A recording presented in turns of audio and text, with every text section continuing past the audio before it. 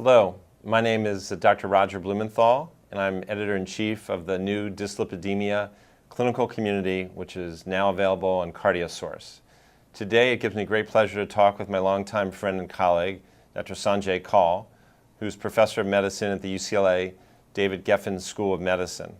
Today, we're going to discuss adherence to randomized controlled trials to develop guidelines and compare and contrast if that might work for other things such as high blood pressure.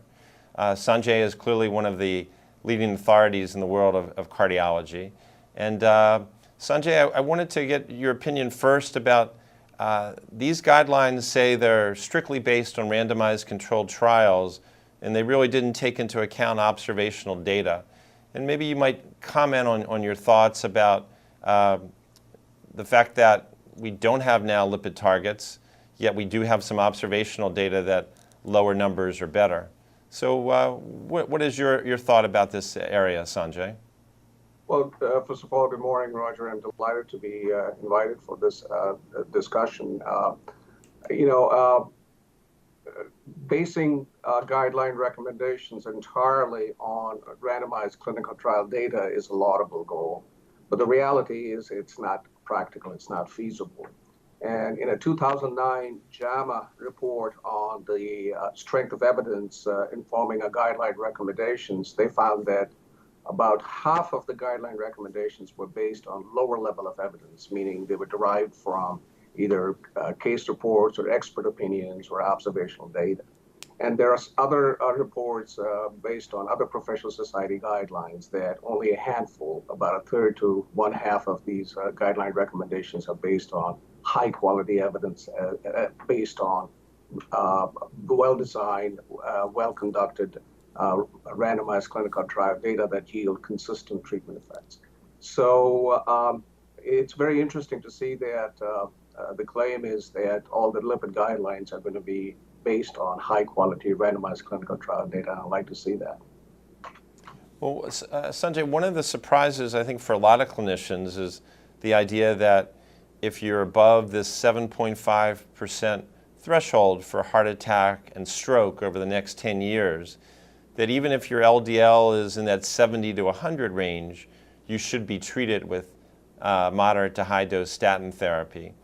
And as you know, I think it was really just Jupiter that had a relatively low LDL, which was a median in the range of about 110.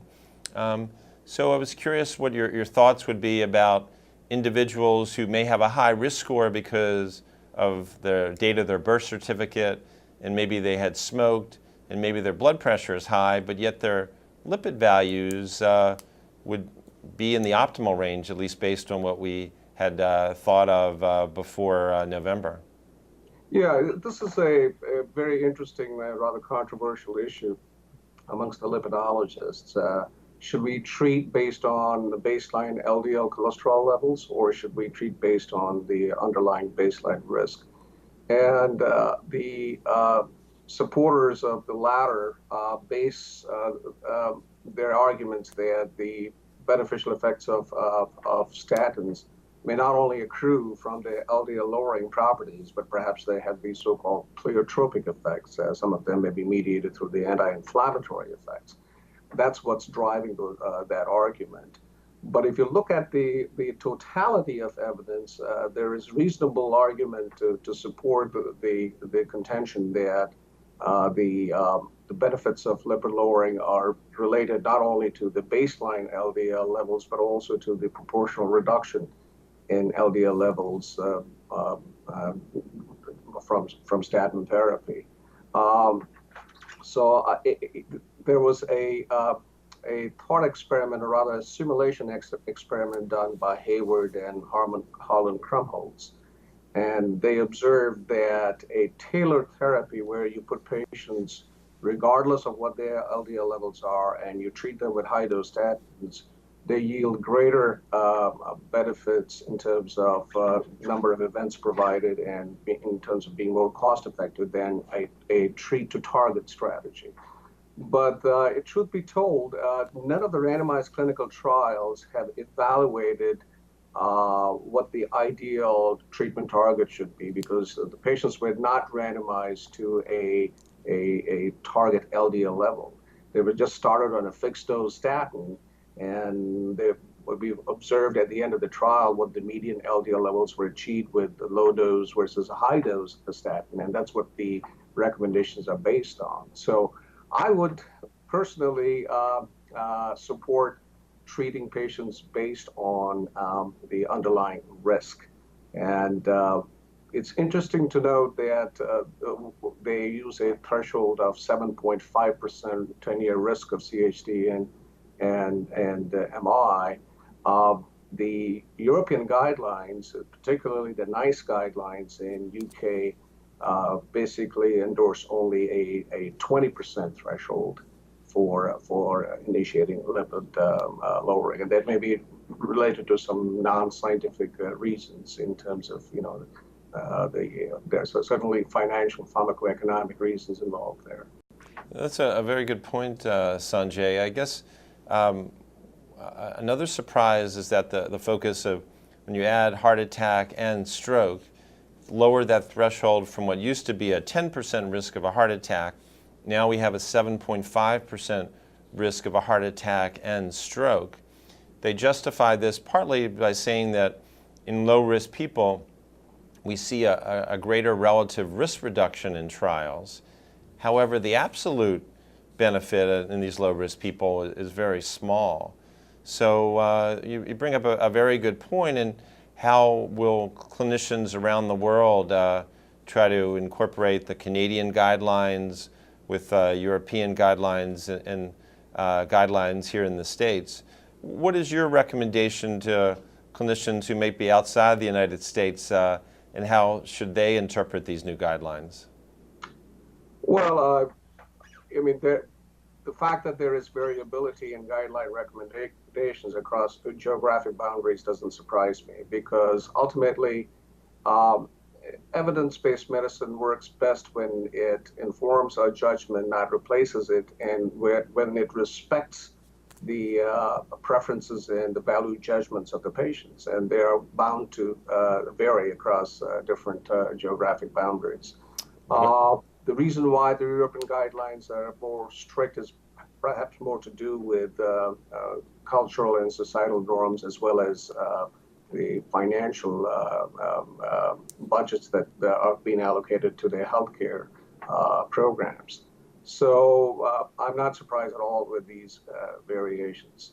I think the Canadian guidelines are very reasonable. I've seen those guidelines. They've been in the public domain for the past 3 years.